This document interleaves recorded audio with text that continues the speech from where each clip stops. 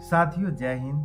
तो कैसे हैं आप सब? मैं उम्मीद करता हूं आप सभी अच्छे होंगे। साथियों, आज मैं एक कहानी सुनाने जा रहा हूं और इसका निष्कर्ष क्या है वो कहानी के अंत में पता चलेगा।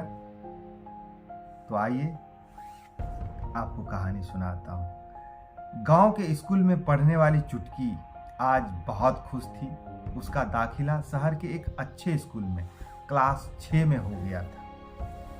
आज स्कूल का पहला दिन था और वो समय से पहले ही तैयार होकर बस का इंतजार कर रही थी। बस आई और चुटकी बड़े उत्साह के साथ उसमें सवार हो गई। करीब 1 घंटे बाद जब बस स्कूल पहुंची तो सारे बच्चे उतरकर अपनी अपनी क्लास में जाने लगे। चुटकी भी बच्चों से पूछते हुए अपनी क्लास में पहुंची। क्लास के बच्चे गांव से आई इस लड़की को देखकर उसका मजाक उड़ाने लगे। साइलेंस, टीचर बोली। चुप हो जाइए आप सब, ये चुटकी है और आज से ये आपके साथ ही पढ़ेगी। उसके बाद टीचर ने बच्चों को सरप्राइज टेस्ट के लिए तैयार होने को कह दिया। चलिए अपनी अपनी कॉपी निकालिए और जल्दी से दुनिया के 7 आश्चर्य लिख डालिए। टीचर ने निर्देश दिया। सभी बच्चे जल्दी जल्दी उत्तर लिखने लगे। चुटकी भी धीरे धीरे अपना उत्तर लिखने लगी। जब सबने अपनी कॉपी जमा कर दी तब टीचर ने चुटकी से पूछा, क्या हुआ बेटा? आपको जितना पता है उतना ही लिखिए।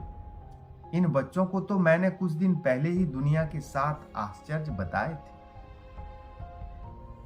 जी, मैं तो सोच रही थी कि इतनी सारी चीजें हैं, इनमें कौन सी 7 चीजें लिखूं?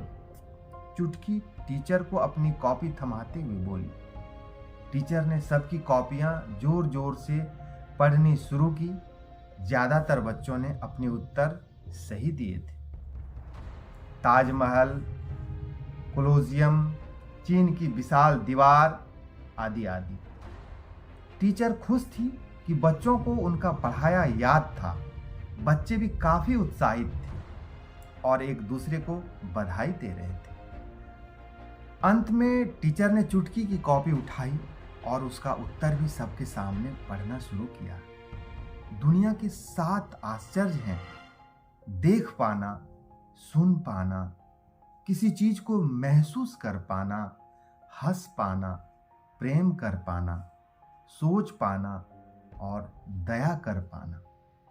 चुटकी के उत्तर सुन पूरी क्लास में सन्नाटा छा गया। टीचर भी अवाक खड़ी थी। आज गांव से आई एक बच्ची ने उन सभी को भगवान के दिए उन अनमोल तोहफों का आभास करा दिया था, जिनके तरफ उन्होंने कभी ध्यान ही नहीं दिया था। साथियों, सचमुच गहराई से सोचा जाए तो हमारी ये देखने, सुनने, सोचने और समझने जैसी शक्तियां किसी आश्चर्य से कम नहीं है।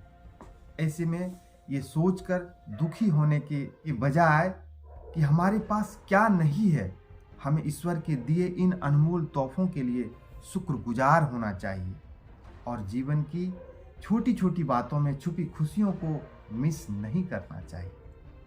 तो साथियों, यह कहानी आपको कैसी लगी आप कमेंट के माध्यम से हमें ज़रूर बताएंगे।